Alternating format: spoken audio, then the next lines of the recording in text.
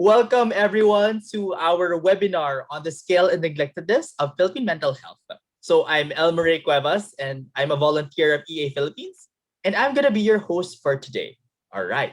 So first of all, we will all like to thank you for dialing into this event amidst the pandemic, the lockdowns and the unideal situations at present. We acknowledge that it has been a difficult time for many of our friends and families, and we hope that you are all able to cope during this time. In line with our topic of mental health, we would like to inform our participants that the discussion may include possible trigger warnings. So just to keep in mind, so we may discuss things that are um, not as comfortable. So I hope you'll be okay with that. All right. Before we actually go to our main event, so we're first gonna do an intro of EA Philippines. So I'd like to introduce you to our first speaker, Mr. Brian Tan. So Brian Tan is a co-founder and full-time community builder of Effective Altruism Philippines. He will give a talk on EA in EA Philippines. So Brian manages and supports EA Philippines student chapters. These are cost prioritization and career development research and does some career advising for community members. So if you also want some career advice, you can reach out to Brian after this. Before working full-time for EA Philippines in January of 2021, he had 3 years of experience working at various tech companies and was a senior product designer at First Circle, a fintech company in Manila. Without further ado, let's all welcome Mr. Brian Spencer Tan. Hi, Brian. The floor is yours. Yes. Hi, everyone. Can you all hear me? Yes. And can you see my slides? Yes, Brian. Okay, awesome. So thank you, Elmer, for that introduction and lively hosting as always. Hi, everyone. I'm so excited. I didn't expect this many people, 70 people joining our event on mental health. And I'm so excited that we see so many of you wanting to learn about this. So I'll just give a short 7-minute introduction to EA and EA Philippines and why we're holding this event. So what is effective altruism? So effective altruism is a philosophy and global social movement of people using evidence and reason to figure out how to help others as much as possible and then taking action on that basis. So there are over 250 EA groups all over the world in about 40 different countries. And it's all people thinking about how they can use data, research on what global problems are most important to solve and how we can take action on those problems to solve them effectively. So there are two main ideas behind effective altruism, just to explain the idea a bit more. So the first is that some problems are much more important to solve than others. Many times we think that, okay, when you might see like a UN Sustainable Development Goals tracker, or you might see a list of different causes, you might think, oh, it's all of them are equally important to solve. However, when we think about it, there are some problems, especially if they blow up, can be much more important to solve than others, maybe because they're more solvable or they're more neglected or they're bigger problems. And so EA uses a framework to figure out which of these problems are more important to solve than others. EA is the abbreviation for effective altruism. So these three factors we look at are the scale of the problem, how many and how badly are people affected by a certain problem, the neglectedness of the problem, so how much talent and funding is focused on this problem, and the solvability. So will adding more people and funding lead to progress in solving this problem?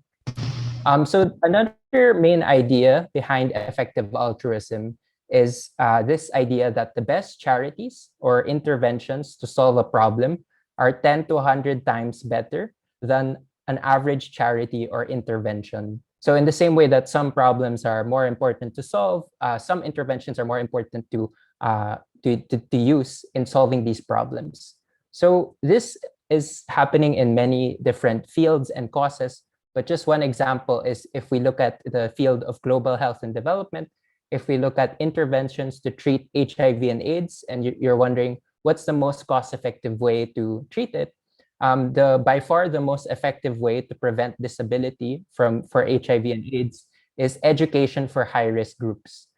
So by educating people even before they get exposed to high-risk activities where you might get HIV or AIDS. This greatly prevents future disability in it compared to other things, like compared to funding antiretroviral therapy or other treatments. It can be 25 or 100 times better than other treatments. So EA Philippines is the official Philippine chapter of the Effective Altruism movement.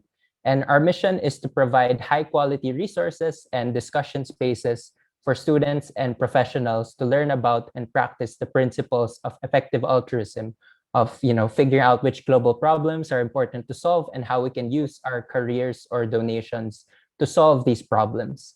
And we founded this community in 2018 as three co-founders. And we recently were able to get a grant last year to do this work on a paid basis. So now I work full-time in growing this community. And so you might be wondering, what does EA Philippines do? So the one thing we clearly do is we support student chapters. So we now have two official chapters, Effective Altruism Blue in Ateneo de Manila University and EAUP Diliman in the Diliman campus of the University of the Philippines. We are also having a third chapter that we're hoping to start in De La Salle University, Manila, thanks to some people who might be in this call. And some people in this call are already joining the events of our student chapters. So we support them by facilitating discussions for them or helping them create resources to introduce people to effective altruism. But the second thing we do is we do research events or career advising on causes that we think are most important for Filipinos to help in. And these are somewhat aligned with what the global EA community also cares about as the most important causes. So these four examples of these causes that we do research on are local health and development, local animal welfare, local mental health, and long-termism and existential risks. So baka hindi nyo alam kung ano yung long-termism and existential risks or why exactly we're prioritizing local animal welfare. But we won't get into that for this talk. Instead, we want to focus on local mental health as something we want to educate more people on. So if you want to learn more about Effective Altruism Philippines, you can go to our website, our new website at effectivealtruism.ph.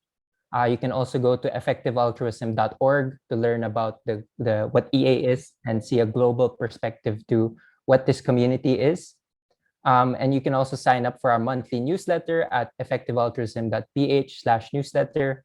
We feature some recommendations on various things there. In our April newsletter, we had a feature on how to fight COVID-19 for the government and individuals. So now I'll talk a bit about why we're holding this event. So some people and orgs in the global EA community do research on how best to improve mental health. So these include the Happier Lives Institute in the UK and Founders Pledge. And both of these have done some work in evaluating which charities are most effective in improving mental health globally.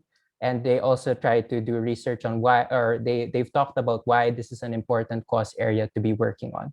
So we saw, okay, we want to start doing some work on this locally in the Philippines, where mental health is still relatively neglected and a big problem. And the second is we wanted to show data on the state of local mental health. So when I heard that Rika and JP were interested to do this research back in September 2020, I was really happy to help mentor them and manage them in doing this research. And we think we found a lot of interesting insights from the data we found on the scale and neglectedness of mental health in the Philippines. So we hope this gives everyone a better idea of how this problem is happening in the Philippines. So we hope you enjoy our event. That's it for my talk. I'll bring it back to Elmer now. Thank you, Brian. All right. Okay. So again, let me just remind everyone. So number one, please update your display name to reflect the name that you used for registering so that we can send out certificates within this coming week. Number two, the speakers will be presenting their results of their study. So if you have questions, we're going to be posting the Slido link on the chat box. So if you have questions, you can ask it there, and then we'll ask them later on. We understand that maybe during the presentation, you may want to clarify something, so you can dump them on Slido, and then we'll all discuss them later. Are we good? Okay. So moving on to our main agenda. So again, I just want to give a brief trigger warning. So we may be discussing some items that may be uncomfortable for some. So I hope that's okay. And yeah, so just to introduce our presenters right now. So first and foremost, Rikaela Gabriel is a co-founder of EA Blue, where she served as the vice president for internal affairs. She's interested in pursuing a career in mental health as a researcher, psychologist, professor, or doctor, and has spent a considerable amount of her time testing her fit for these roles. John Paul Apellido currently holds a secretariat position in Aguila, an Atenean organization that advocates for animal welfare. He has an interest in mental health, and he aspires to become a psychiatrist in the future. After attending an EA Blue virtual fellowship last semester, he decided to take on an internship in EA Philippines, wherein he helped research with Rika about the state of mental health locally. So without further ado, let's give a warm round of applause for Rika Gabriel and JP Apellido.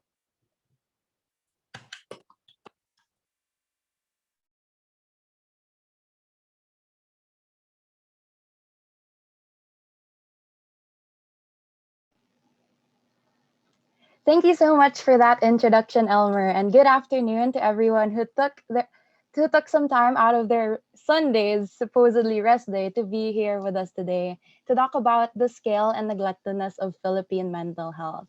So, particularly, JP and I are going to look into the background, methodology, results, and discussion points from our research entitled An Overview of the Scale and Neglectedness of Mental Health Disorders and Self-Harm Cases in the Philippines. This is a study that JP and I undertook as mental health research interns for EA Philippines, where Brian Tan served as our supervisor throughout the project. Now here is an outline of our presentation, and I will begin by talking about the background of our study. So did you guys know that over 970 million people were estimated to suffer from a mental health disorder or injury in 2019? That's 13% of the world's population, or more than 1 in 10 people suffering from compromised mental health. And this means that the way these people thought, felt, and acted were altered because of these mental health conditions. Because when we speak of mental health, we refer to an individual's emotional, behavioral, social, and cognitive well-being. And compromised mental health can manifest in many ways, including trouble regulating or expressing emotions, altered sleeping, working, or eating patterns, difficulty socializing or relating to other people, difficulty learning or retaining information. And there are many other presentations for mental health illness and mental health wellness. Now, despite the big number of people affected by mental health disorders and injuries, and the degree to which poor mental health affects individuals, this cause area, mental health, remains neglected. Limited resources are directed toward the prevention and intervention of mental health problems. There is also a lack of locally accessible and comprehensible quantitative data on the harm caused by mental health disorders and self-harm cases in the Philippines. So for the entirety of this presentation, we will refer to mental health disorders and self-harm cases as MHDSCs. Now, in light of all that I've shared so far, our study aimed to create a problem profile on local mental health by first identifying the different disorders and injuries associated with mental health in the Philippines. We estimated the DALY and prevalence burden of mental health disorders and self-harm cases in the Philippines by defining both the DALY or disability adjusted life year and prevalence, but we will be talking about this more later. So don't worry if you don't know these terms. Lastly, we finished the problem profile by assessing the neglectedness of mental health disorders and self-harm cases in the Philippines in terms of budget allocation, available workforce, and available services and facilities that prevent and intervene mental health disorders and self-harm. Now here, you can see on the screen, is an overview of our methodology. We first categorized the mental health disorders and self-harm cases to include in this study. Then, we assessed the scale of local mental health in terms of the burden and prevalence caused by these diseases. Then, alongside this, we also assessed the neglectedness of local mental health. Then, after these initial local assessments, we compared our results with that of other countries. So for the MHDSCs that we included in the study, we drew our information from the IHME's Global Burden of Disease 2019 report, or the GBD 2019 report, that is aimed at quantifying health loss due to different disorders. This included quantitative data on the demographics, burden, and risk factors for 369 diseases and injuries across 204 countries, including the Philippines. And from the GBD datasets, we were able to investigate the scale of 13 diseases and injuries related to mental health that fall under the three main categories that you see on screen: mental disorders, substance use disorders, and self-harm injuries. As you can see on the screen, the category of mental disorders include 10 subcategories or diseases, namely schizophrenia, depressive disorders, bipolar disorder, anxiety disorder, and others. Now, substance use disorders has two subcategories under it, and these are alcohol use disorders and drug use disorders. And lastly, self-harm serves as a main category that is a standalone category, meaning there's no subcategories under this. And when we talk about self-harm in this study, we refer to both self-harm by firearm or other specified means. After choosing which categories to look into, we assessed the scale of Philippine mental health, where most of our data were drawn from the GBD 2019 report. So for the assessment of the scale of local mental health, we looked into two measures: the disability adjusted life years, or DALY, and prevalence. So for those of you who have not heard of the DALY, or the disability adjusted life year, this measure is used to estimate the overall burden of diseases by taking into account both healthy years of life lost due to disability and years of life lost due to premature death. It's helpful to see one DALY as 1 year of healthy life lost. And the MHDSCs in the Philippines account for 2,018,776 of the total DALY burden. This means that there were more than 2 million total healthy years of life lost due to the burden of MHDSCs. Now, to help you visualize the scale of this number, let's compare it to the DALY burden of cancer. So what do you think is the DALYs caused by total cancers? So I want you guys to type your guesses here on the Zoom chat, and I'd like to request JP for help because I cannot see the Zoom chat while I'm sharing my screen. Okay, so I hope you're typing down your guesses. When I say total cancers, by the way, this includes leukemia, ovarian cancer, prostate cancer, testicular cancer, kidney, brain, central nervous system cancer, and others. Okay, so we have one here, 100,000. There's also another one around 300,000. I think that's 1 million. 300,000, 3 million. Keep them coming, guys. 3 million, 350,000, 1 million again, 5 million, 700,000. 10, that's a lot of guesses, Rika. I can't keep up. Okay, thanks for 100 million. participating. Wow, that's Oh, the highest one so far. Wow. Well, the estimated DALY burden for total cancers is actually 2,555,586. Now, I know this comparison is very simple and it has its limitation, but I hope it showed that sometimes the burden of MHDSCs compared to that of like total cancers is not that far. And that this exercise illustrated the tendency to underestimate the health burden of MHDSCs, as shown by the 100 million guess, and maybe in your initial minds, you thought that it would be higher. But since we're talking about the scale of mental health disorders, maybe you lowered your guesses to 300,000. And well, I don't know what you're thinking, but most of the time, the burden of mental health disorders and self-harm cases are understated compared to that of cancer and other diseases that are more often portrayed as greatly disabling.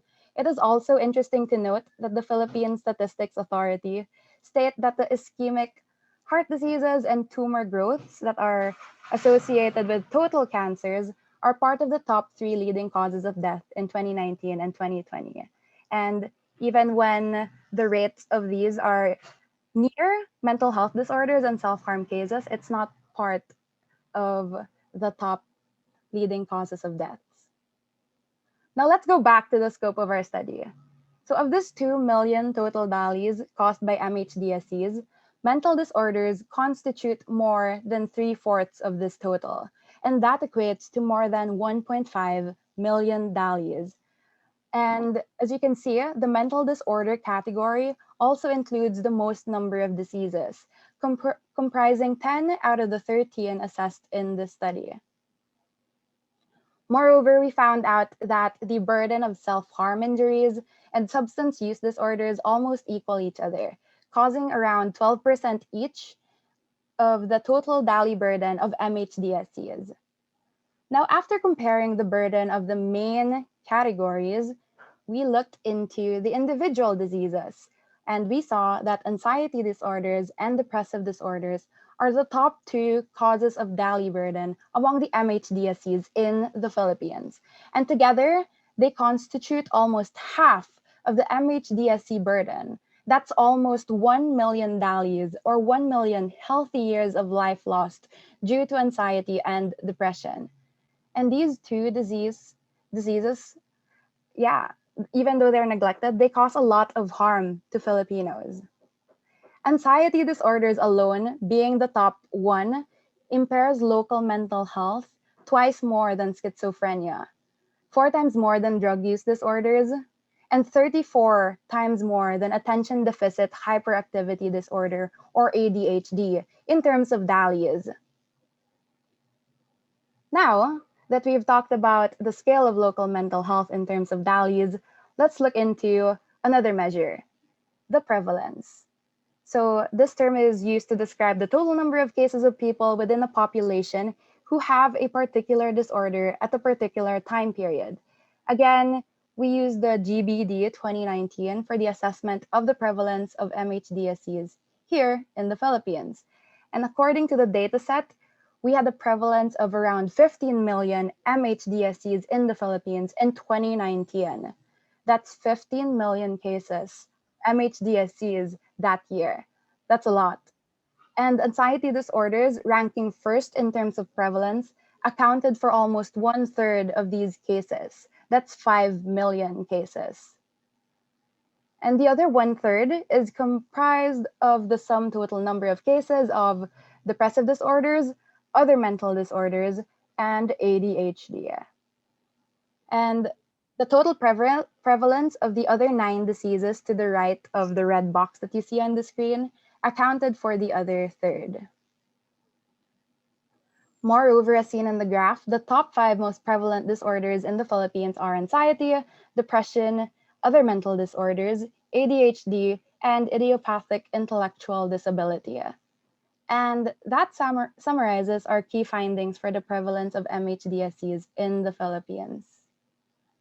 After assessing the scale of local mental health in terms of DALY and prevalence, we compared this scale to that of other countries, and we used already existing and organized data from Our World in Data, which is a project by the Global Change Data Lab focused on publishing accessible and understandable information on the world's largest problems, and that includes mental health disorders and substance use disorders. So in 2017, Our World in Data published information on the scale of mental health and substance use disorders worldwide. And for this publication, they included 6 of the 13 MHDSCs included in our study.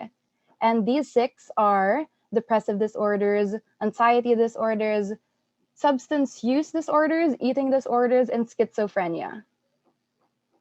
And the total DALY burden of these 6 diseases in 2017, based on the publication of Our World in Data, is 1.29 million DALYs.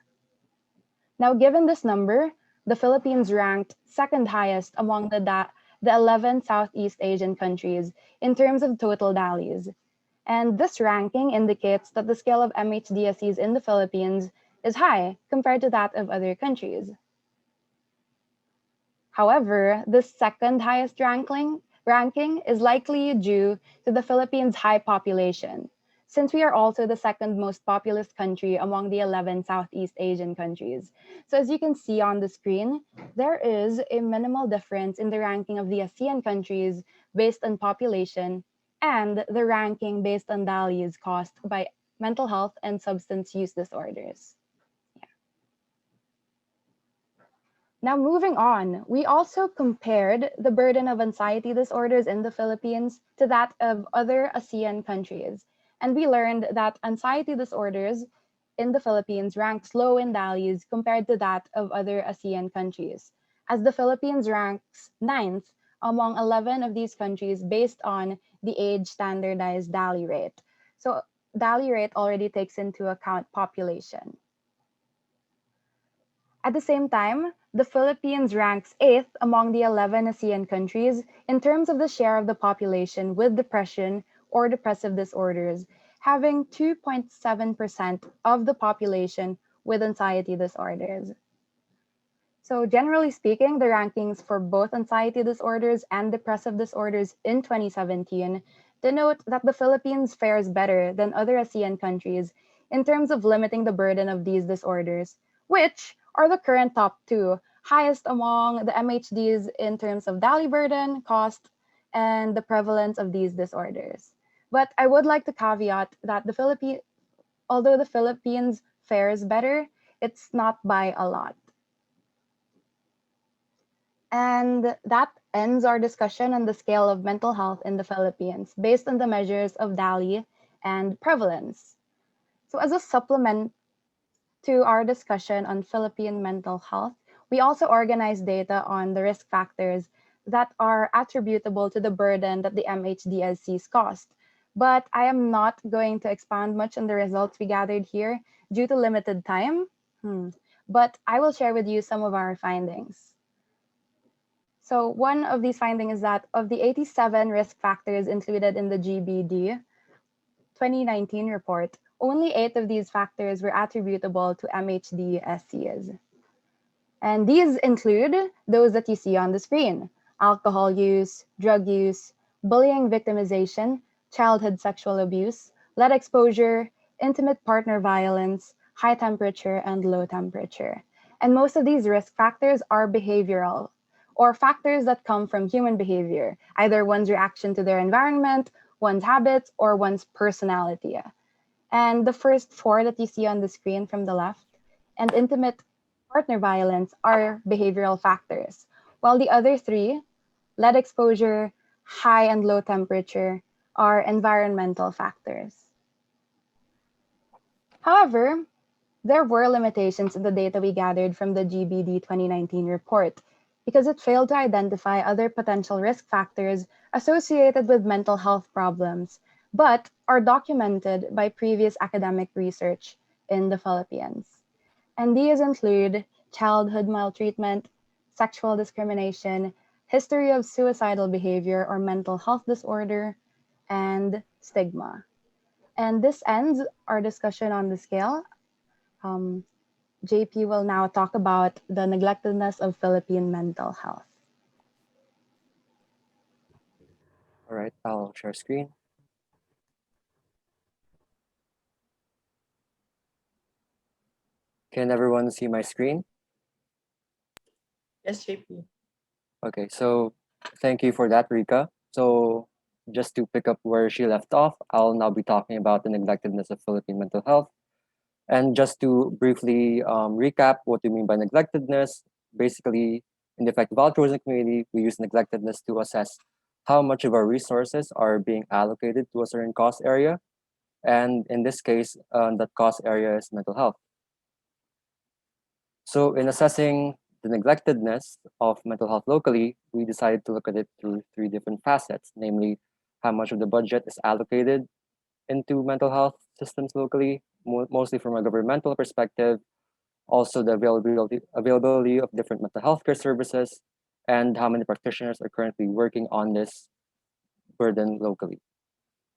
And just before I start with that, I'll briefly tell you about how we got our data for the financing of local mental health. We got the data from the Department of Health's National Mental Health Program budget. And for data on mental health workers, we looked at the Global Health Observatory by the World Health Organization. And for data, and we used the Mental Health Atlas by the WHO to get data on mental health workers and mental health facilities. Okay, so to begin with, I'll be sharing with you our discoveries in terms of how mental health is financed locally. So thankfully, we were able to get our hands on the DOH's National Mental Health Program budget. And so I would like to point out 2016 to 2018. So as you can see there, the percentage of the National Mental Health Program budget allocated to mental health in proportion to the entire budget of the Department of Health is around 0%. In fact, when we calculate it, it's around 0.002 to 0.006%, which is really not a lot. And so, but in 2019, this number spiked up to 2.81%, which would indicate a roughly 1,000 times increase, even 1,500 times increase when you look at the 2020 value, which is around 3% of the total DOH budget. So as of right now, we're unsure what specifically prompted this increase. However, given that the Mental Health Act was enacted in 2018 and in the implementing rules and regulation, it specifically states that DOH is entitled to funding depending on how much they need to implement these services and programs that they propose, then this increase can likely be attributable to that. And in terms of budget allocation, as you can see here, 52%, roughly 52% is allocated to hospital services. So as of right now, we haven't looked into how well the other 48% is being allocated. So as you can see, there's a portion on the operation of dangerous drug abuse and treatment and rehab centers. And there's also health facilities enhancement programs, HFEP, of these different mental health facilities. So as of right now, we don't have an answer yet on whether or not these are effective ways of allocating the budget, or if they're being used effectively. So for this part, I won't really be covering the other 48%. And so despite 52% being allocated to hospital services, some facilities still encounter problems such as shortage of beds, which brings me to my next point, where I'll be talking about mental health care services. So for this part, I'll be focusing more on inpatient care, not much on outpatient care. This is because there's not much data on outpatient care, the number of referrals they get or the number of visits they get. So I'll be focusing more on inpatient care. So as you can see in the figure shows the number of beds in inpatient care facilities relative to the number of annual admissions. And what's immediately apparent is that the number of beds is much less than the number of annual admissions. But sadly, there's little data on how long these patients stay for. If they stay for less than a year or more than a year, so we don't know how long they have to stay there before they get discharged. So we don't know. We can't make drastic conclusions when it comes to saying whether or not this shortage of beds is significant. However, there is data in the National Center for Mental Health, one of the mental hospitals locally, wherein it says that 60% of patients stay for more than a year. So this would mean that around 7 annual admissions per 100,000 of the population stay in the mental hospital for more than a year. And in NCMH, there are only 4.13 beds per 100,000 of the population. So if we take those raw values, this would mean that around 7,500 patients stay for more than a year, but there are only around 4,500 beds in the National Center for Mental Health. So If we were to function on that presupposition, this would indicate that there's a significant shortage of beds, and it would really be harmful if this trend were to continue. So as of right now, we don't know why admissions is much higher, the number of beds, or what happens to patients, what the hospital is doing, or even if this is an accurate value. And so they should definitely be looked into some more, whether or not the hospital is doing something about this, or whether this is actually happening in NCMH. And I guess just to put this figure into perspective, so we compared the number of beds in the Philippines, number of beds in mental hospitals in the Philippines globally. So in a data set with 131 countries, the Philippines is ranked 90th in terms of how many beds they have in mental hospitals per 100,000 population. So that's around 4.13 beds. And in contrast to this, Japan is ranked number one with 197 beds per 100,000 population. And I guess you could say it's quite unfair to compare the Philippines to Japan, considering that the Philippines is still a developing nation, and our Mental Health Act was only enacted last 2018, and in Japan it was enacted since it was there since like 1995. So yeah, my key point here is that there's lots of room for improvement, especially because this is not the only problem that facilities may encounter. For instance, they also encounter like different challenges such as overcrowding, staff shortages, and also funding issues, but I won't really be going into them at the moment. And so lastly, I'll be sharing about the available workforce. And so as you can see there, I will all be covering psychiatrists and psychologists because that's where most of the data is centered on. So yeah. And so as you can see in the number of psychiatrists, there are 0.52 psychiatrists per 100,000 of the population. Again, if you take the raw value, this would mean that there are around 560 psychiatrists who are currently in practice. And moreover, most of these psychiatrists are located in the NCR. So this will be a problem there when expanding their reach to rural areas. And again, if you were to rank this globally, this would mean that we are ranked 93rd in terms of the number of psychiatrists in the mental health sector when looking at a data set containing 155 countries. And when it comes to psychologists, there are around 0.9 psychologists per 100,000 population. And this would mean that there are around 950 psychologists who are currently in practice. And yeah, so this is just a rough estimate also. But if we were to take this value and rank it globally, this would mean that we are ranked 68th in terms of the number of psychologists in the mental health sector in the same data set, the one with 155 countries. So if we were to get the number of overall mental health workers, it's estimated to be around 2 to 3 mental health workers per 100,000 population. This is just an estimate because there's not much current data on the number of social workers or number of mental health nurses or other workers in general who are working on mental health locally. So yeah, again, this is just an estimate. Regardless of this, it's quite low when compared to the global median of mental health workers per 100,000, which is 9 workers per 100,000 the population. Of course, there are some variances here. For instance, I think in the African region, there's less than one mental health worker per 100,000 of the population. And in the Western Pacific region, where the Philippines is located, the median is around 10 per 100,000. And in Europe, this number jumps up to around 50 mental health workers per 100,000 population. And regardless of this comparison, the 2 to 3 mental health workers per 100,000 population is still quite low, considering that the World Health Organization recommends that in low and middle income countries, there should be 22 to 26 mental health workers per 100,000 of the population. And this is quite a pressing concern because if this shortage continues or if nothing is done to mitigate the shortage, then this can lead to a form of treatment gap wherein the people who need the treatment the most won't get the treatment that they need. And just to conclude the presentation, so as Rika mentioned earlier, MHDSCs or mental health disorders and self-harm cases cost around $2 million locally. And in terms of prevalence, there are 15 million cases based on the GBD 2019 study. And out of all of these, anxiety and depressive disorders cause the most DALYs, and they're also the most prevalent. And in terms of risk factors, they're primarily due to behavioral and environmental risks. But there are also other factors that might contribute to this large scale and prevalence, such as inaccessibility to mental health interventions, So as I mentioned earlier, for instance, most of the psychiatrists are centered around the National Capital Region. So because of this, some rural areas might not have access to these professionals. And also, there's also the financial burden of seeking professional help.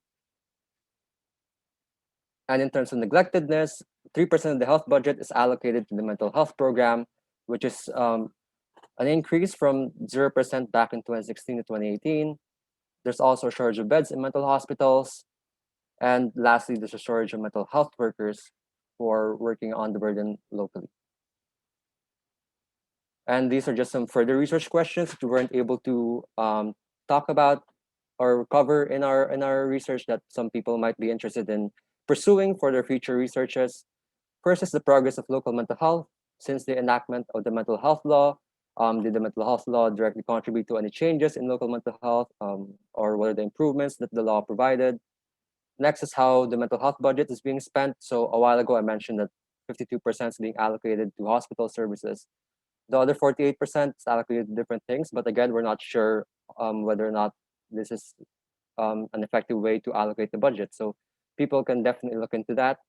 Also, the effectiveness of current mental health programs in intervening with MHDSCs, particularly anxiety and depressive disorders, since they constitute the most DALIs and they're also the most prevalent locally. Lastly, do local government units or LGUs have a budget for mental health services? And yeah, so that's all for the research questions. And before I end, I would like to leave you all with this quote by Dr. Agnes Joy Casino. She's a psychiatrist in the National Center for Mental Health, wherein she said that if we change the I in mental illness to we, it becomes mental wellness. And I hope that all of us here can work together to work on improving mental health in the Philippines so we can turn mental illness into mental wellness. And that's all for our presentation. Thank you so much for listening. Yeah. Thank you, JP. Thank you, Rika. Let's give them a warm round of applause, everyone. Okay. So I see a lot of questions right now on Slido. So you can still ask your questions or upvote some questions. But yeah, we can go into the main Q&A. Okay. Let's just wait to be for the spotlight. Okay, on our participants. So JP, Rika, thank you so much for that presentation. I right now I'm realizing that this kind of feels like a panel interview, no? Or panel defense of your research. So I hope you guys are feeling confident. Okay. Yeah, let's wait for Rika also to be in the spotlight. So for the rest, guys, you can still ask your questions on Slido or upvote some questions. Okay, so let's just start. So first question here, can you explain DALI in layman's terms? And then just linking up to another question, how is DALI being used in the government? I mean, is it being used as a term for measurement in the government? And then why did we use DALI for this research? So I'll throw that out there. Who wants to answer which question? Okay, so I'd just like to first say the definition of a DALI. So again, a DALI stands for Disability Adjusted Life Year, which considers the burden of two things. Again, first, the years of life lost due to early death or premature death, and the years of life lived with a disability. And one DALI represents the loss of 1 year of full health. And when we talk about full health, it means a year lived free of injury and free of disability. Okay, I think Rika froze.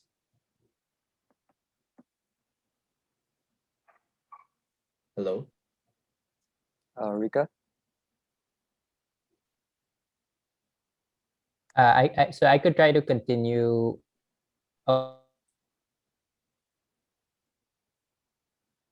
Okay, now Brian froze.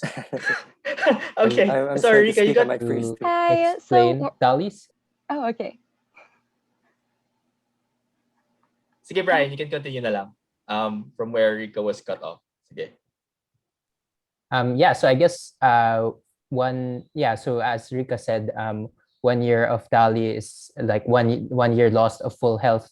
So like I think one possible way to concretize what 2 million DALY's cost per year by mental health disorders is, if you divide this by the average life expectancy of a Filipino, which is like 70, around 70 years old, that's about 2 million divided by 70. That's about 28,000 full lives of that are, you can quantify it as sort of, it's like 28,000 deaths, because people are living with so much disability, that it accounts to 2 million disability adjusted life years. So on the next question of that, is the government using the measurement of DALYs? If not, why did we use this term, this mode of measurement for this research?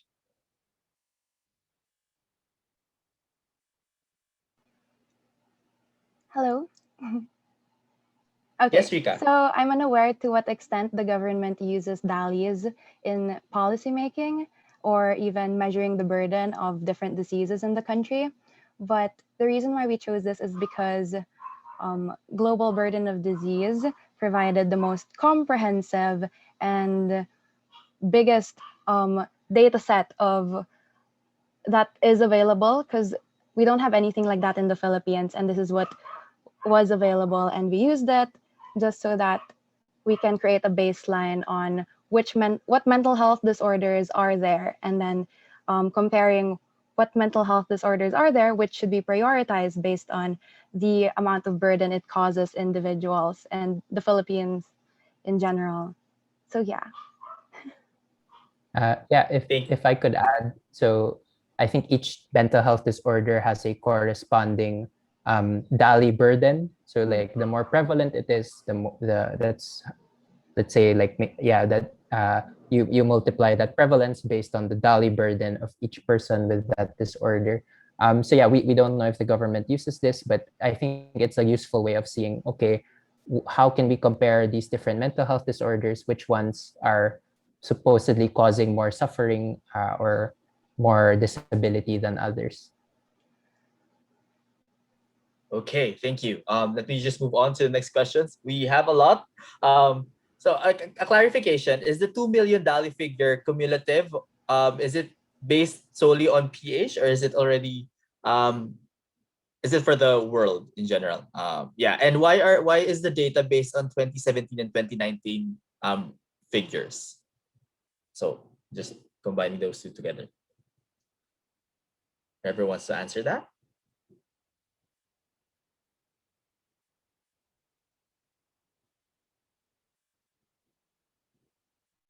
Hello? Anyone?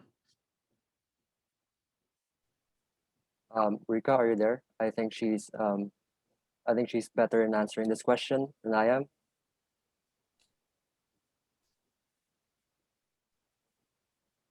I could try to answer this. Well, yeah. So, yeah, the $2 million DALY figure is the yearly DALYs caused by mental health disorders.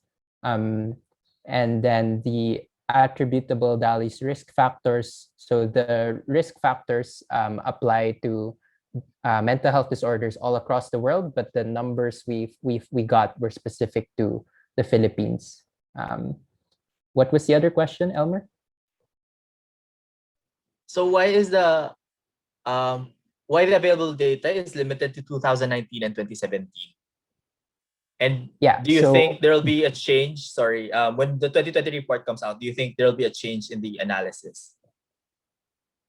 yeah, so actually, the global burden of disease, their underlying data for this is some Philippine surveys that are not necessarily from 2017 or 2019. Some of them are even from 2016.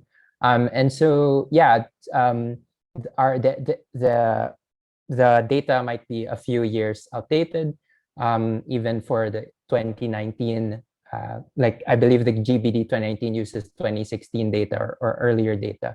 And maybe they did some extrapolation from then or estimation based on other trends to come up with 2019 data. So in order for the global burden of disease 2020 data to have better mental health data on the Philippines, it's more of we need the government to do more surveys locally, actually, representative surveys to figure out mental health burden in the Philippines. So definitely more surveys and data would be appreciated here. Yeah.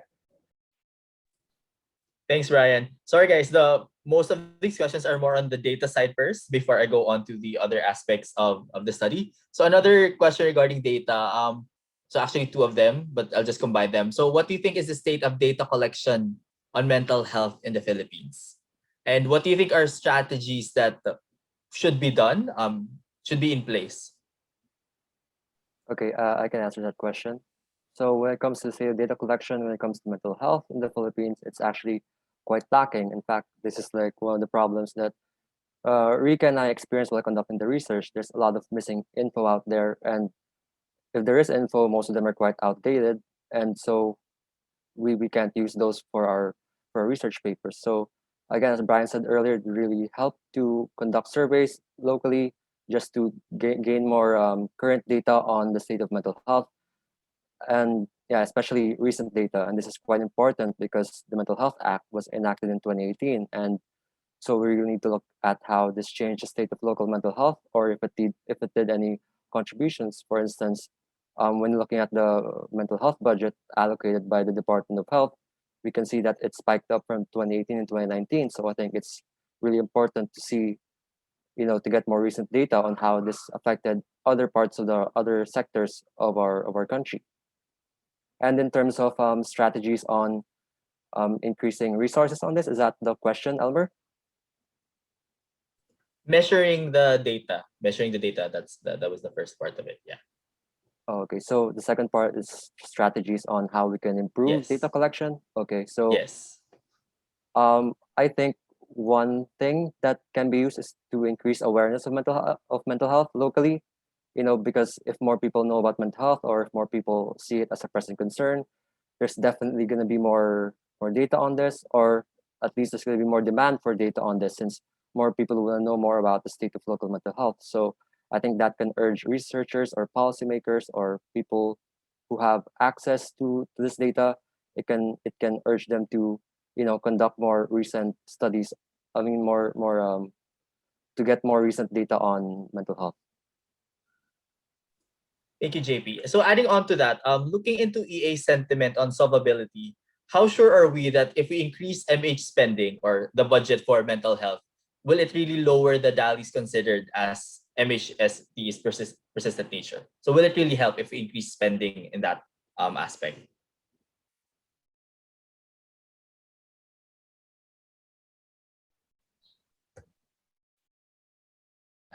Yeah, so I think this is a good question.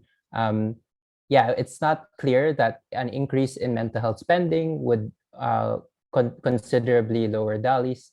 But I think so. This is where a different set of research should be done on, like, what should the Philippine government or philanthropists be spending on in order to improve mental health in the Philippines and lower this burden. And I don't think it's necessarily funding more hospitals, funding more beds, even though that is a pressing problem. It might not be the most cost-effective way to solve mental health. Maybe training more people to give mental health first aid, or training people who aren't necessarily psychiatrists but can give depression or talk therapy or task shifting therapy. These can be cost-effective ways to improve mental health that whether philanthropists or government could fund. But this is something we hope to research more on or do further work on in the future. Yeah. Thanks, Brian. Okay, just breezing through some of the questions. Yeah. So JP, there's another question here. Why did we choose the specific 13 MHDSCs for this study? Yeah, so I think hmm,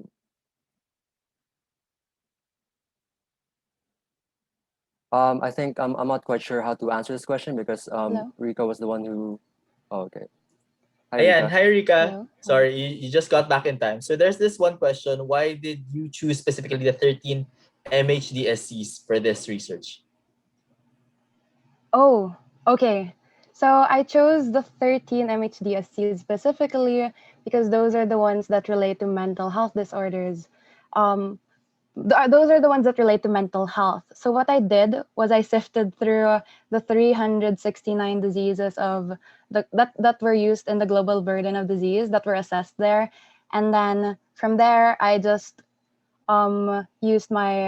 used academic resources to just see if they do affect mental health, meaning behavioral, cognitive, social, and emotional aspects of of a person. And then from there, I also made a few decisions that, for example, I chose to exclude neurological disorders and include only mental disorders, substance use disorders, and self harm injuries. And the reason behind this is neurological neurological disorders um, harm more of the basic functions of the brain, meaning it would manifest in a loss of control over your behavior. Or and an example of this would be dementia or Alzheimer's disease, brain and spinal cord injury, as opposed to the mental health disorders and self-harm cases that I included in the study that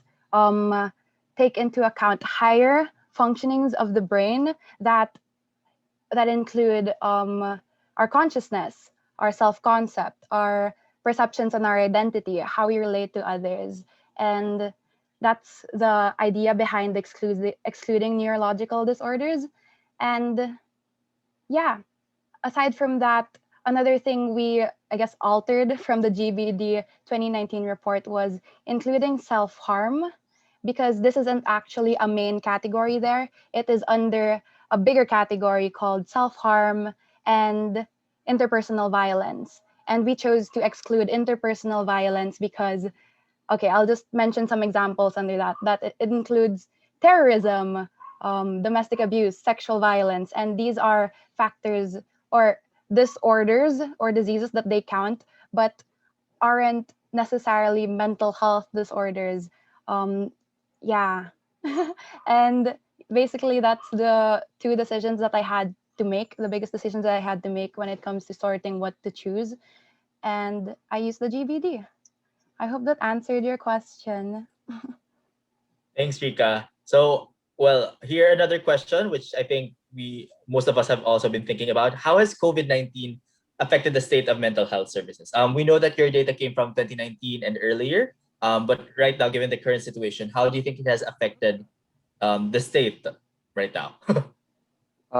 Okay, so when it comes to the state of these inpatient facilities, I'm not quite sure because there's not a lot of recent data on these facilities, and we haven't had the opportunity to consult with workers from these institutions to see how COVID has affected the functioning of these facilities.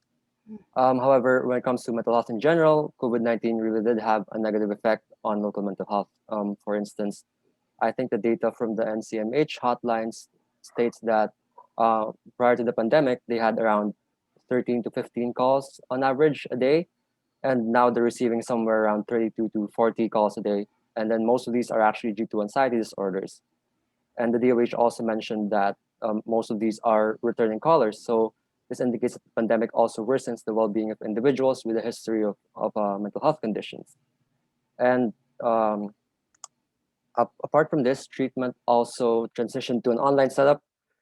So instead of meeting psychiatrists in person, people have to settle for teleconsultation, and there are some people who are like less conducive or they're not as keen on consulting through video conferencing. Some nonprofits are also facing difficulty. For instance, this one nonprofit organization has a physical space that they reserve for people with mental health disorders, and they use that space to give them psychosocial support or to help them with their emotions. But because of COVID, this operation had to close, and they were forced to find other means of supporting people with mental health disorders. So yeah, I mean, COVID-19 really did negatively affect mental health and mental health services locally. Thank you, JP. So another question here. I just Sorry, sige, here you go. So Sige. I also just wanted to add that there were social political factors that were affected by COVID-19, such as the rising unemployment rate, food insecurity, isolation caused by enhanced community quarantine. And these factors do harm mental health, and they do increase symptoms of depression. And yeah, so cases of mental health disorders or even just manifestations of mental health symptoms have increased during the quarantine. And yeah. Thank you, Yeah. So Rika. I guess I'll add that if the Philippines can solve or improve its the state of COVID-19 here, like less cases, I'm sure that will have a beneficial effect towards mental health as well. And that when we think of COVID, we now have to think of, okay, what mental health interventions can we do within this new normal, that we probably will have to continue doing some sort of teleconsultation or distancing based treatments for mental health. Luckily, there are some ways the cost effective ways to treat mental health, even via the phone or apps. But yeah, we want to make sure these are available even for the poor. Thank you, Brian. So, sorry, I just want to also connect two questions here. So, one, do you have quantitative data on the role of stigma in increasing the burden of mental health? And then link it to another question. Do you think banning alcohol would impact in reducing mental health burden? Were these things that you were able to go through as you did the study? So I wasn't able to see quantitative data on this, but the relationship between stigma and the increasing prevalence and burden of MHDSEs is documented by previous academic research done in the Philippines. Particularly, it was shown that having stigma decreases help-seeking behavior, which is important when it comes to mental health, given the inaccessibility of mental health interventions. And so having limited help-seeking behavior actually exacerbates the problem, because if you don't want to help, if there is stigma, then there would be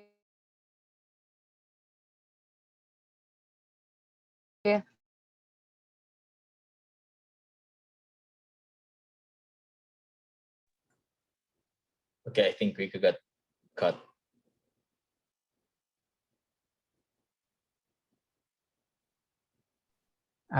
Yeah, I'll try to answer the same question on stigma. So yeah, it is hard to find quantitative measures for this. The EA organization Charity Entrepreneurship did try to estimate this, but we haven't we do know people in that organization in Charity Entrepreneurship abroad, but we haven't talked to them about how they were able to quantify stigma per se.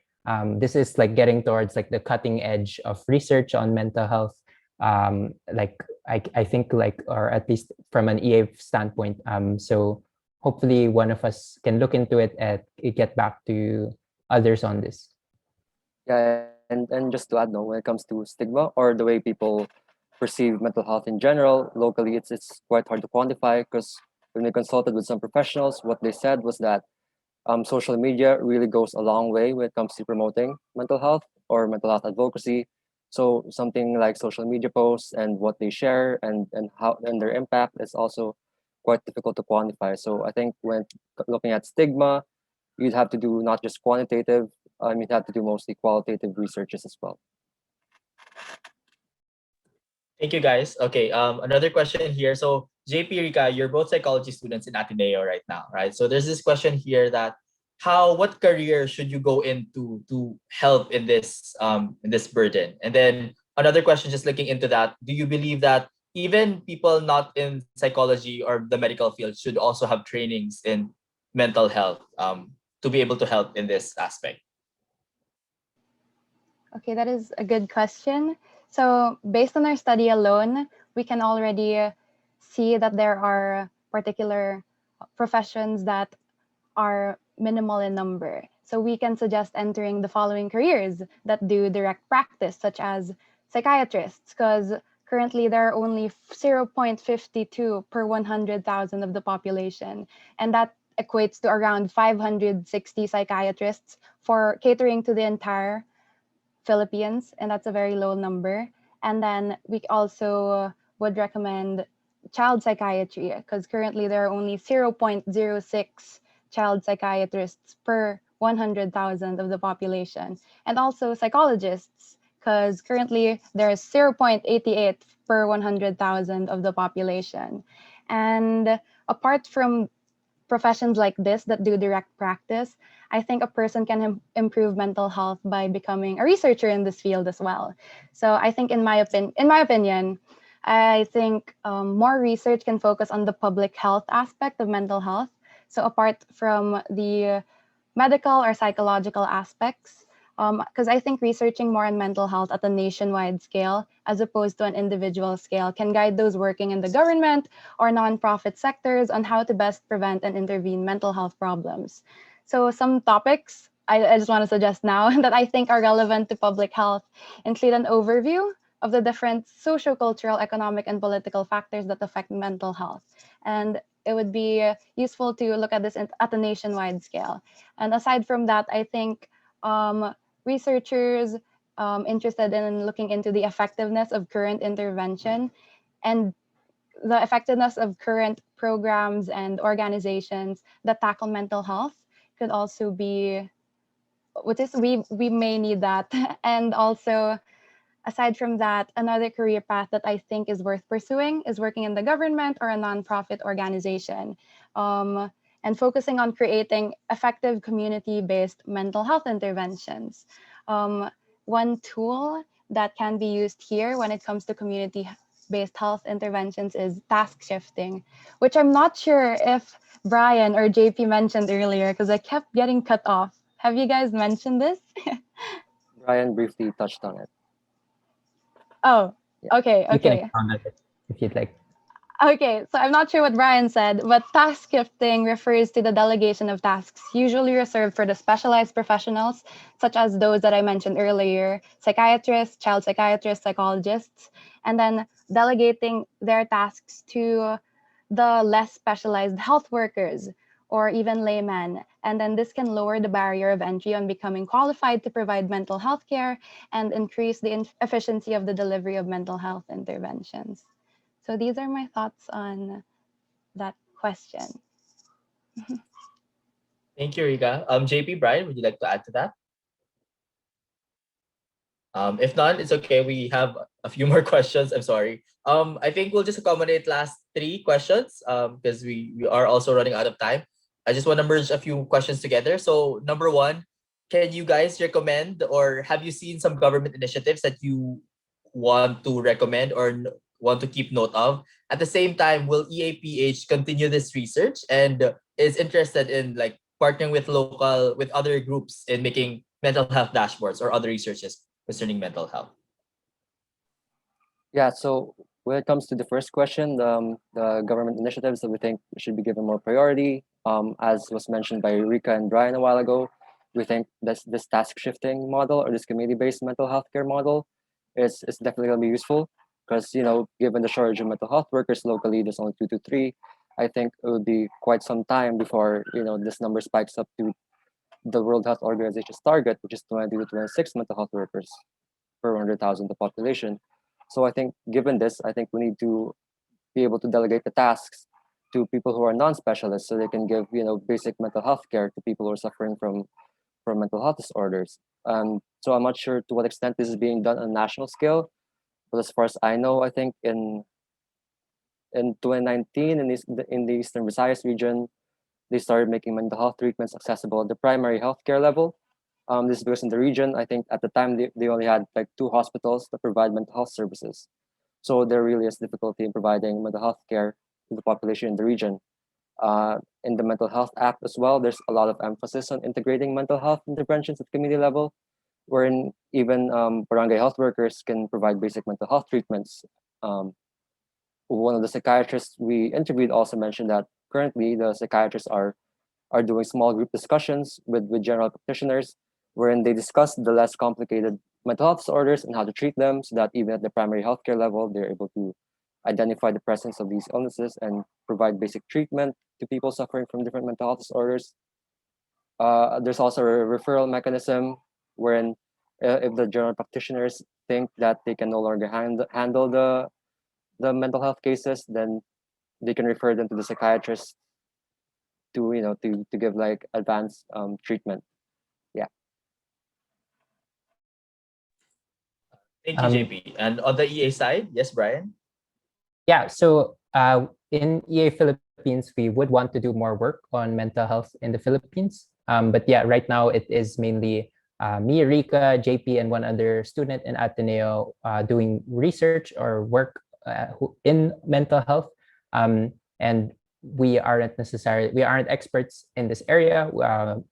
None of us are psychologists yet. And there are some psychologists or people who are more trained in this field within the um, participants for this. So if you would like to talk to us more and discuss with us on what we can do to better research on mental health in the Philippines, or try to actually launch a project or help people, whether it's doing career advising or helping people start a project or charity on mental health, those are all things we're open to doing. But it will be something we'll work on for like a few hours a week. Hopefully, it won't be the entire focus of EA Philippines. We also have other causes to research on and to support work on. But we hope others do take forward interest in this. In terms of a mental health dashboard, since there isn't a lot of real-time data about mental health, there's not much use also in creating a mental health dashboard for this until we have more real-time data on this. I think even just better visualizations of the data we already have from the global burden of disease. If we just market this more on social media, we educate more people on, anxiety is the top disease, mental health disease in the Philippines. And that these are two things we can focus on, anxiety and depression versus other disorders.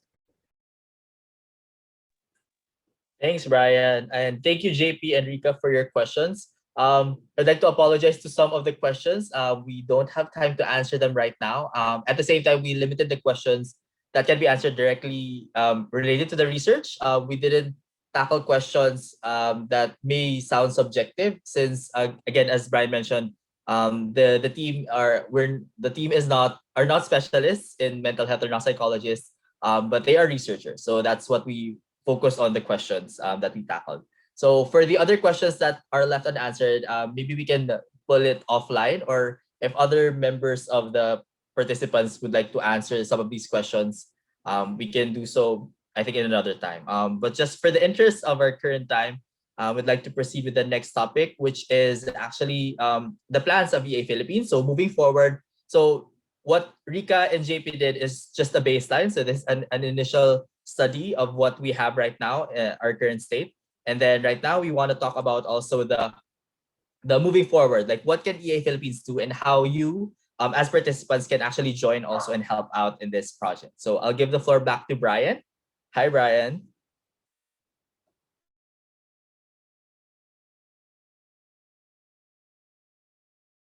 Yeah, let me share my screen. Thank you for all the questions, everyone. I'll just be doing a 5-minute talk at the end now on EA Philippines plans for mental health. Yeah. So let me share my screen. Oops.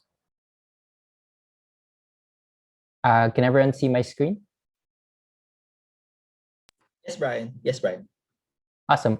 So yeah, so we in EA Philippines, we have 4 causes that we are researching on now, right? Local health and development, local animal welfare, local mental health, and long-termism and existential risks. And hopefully we'd like to start subgroups or sub-communities in each of these causes, where a small group of volunteers puts forward research or direct work into working on this cause. And because we've already finished research on mental health, this is sort of like the first community we'd want to push forward first. And so one project we'd like to do is, even though it's still more meta, it's like more of a learning initiative. Our one project we would like to do is a like 5 to 8 week Zoom discussion group to learn about mental health as a cause area and what can be done about it. So we've put this tentative syllabus together. It's not yet fully finished, but we are gathering resources about what the effective altruism community has researched already about mental health. including why this is an important cause area, how we can measure happiness. We even included Rika and JP's research in this syllabus on what the state of Philippine mental health is. And we also looked into, there's already existing research on which mental health charities are supposedly the most cost-effective to donate to globally, and what mental health charity might be very cost-effective to start. Specifically, the charity idea we'd probably be discussing in this syllabus is a guided self-help program, whether via a call or an app.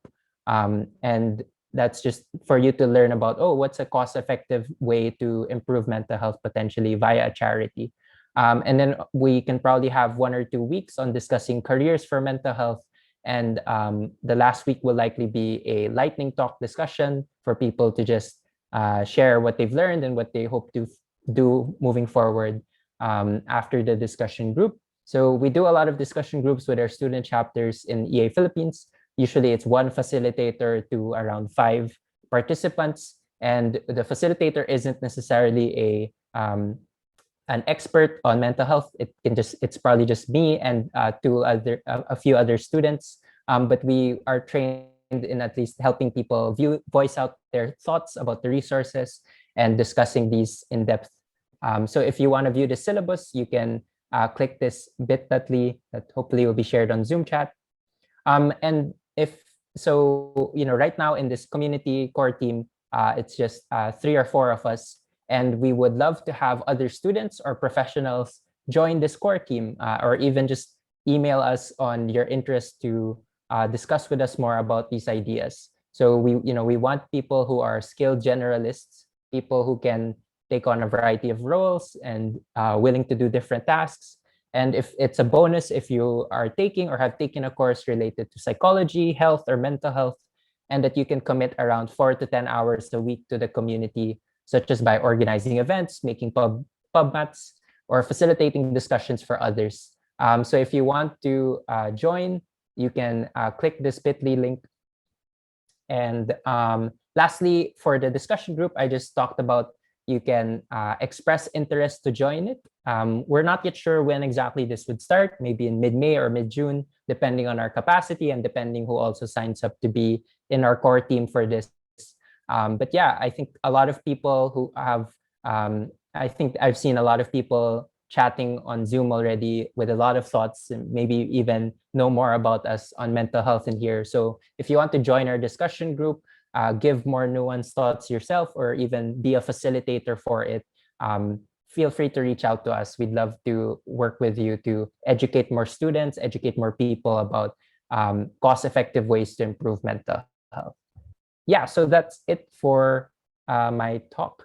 Just a few more announcements. We have launched the EAPH website. So it is at effectivealtruism.ph. So come check us out on what's happening. But of course, we also encourage you to please like our Facebook page, our Instagram page, and our LinkedIn profile, and then get updated with our next events. Apart from our website, we also launched a job board. So effectivealtruism.ph/job board. So it is here where we recommend some roles that are aligned to EA values. So if you're interested in these, you can also check it out. And if you're also interested, you can also sign up for our newsletter. So wherein we just give a summary of what happened in the previous month. So in our latest newsletter, we gave out the recommendations to the government and individuals regarding COVID-19. So we also posted this in our social media pages. So if you're interested to read up on that, you can do so. All right. So sorry, we are running out of time, but thank you so much, guys, for everything for all the input that you have given. And we are excited to talk more about you regarding mental health and regarding also the other cost areas in EA. Thank you, everyone. And we hope that you join us again for our future events. Looking forward to also our discussions on social media. So like and follow our pages. We can talk more there. Thank you so much.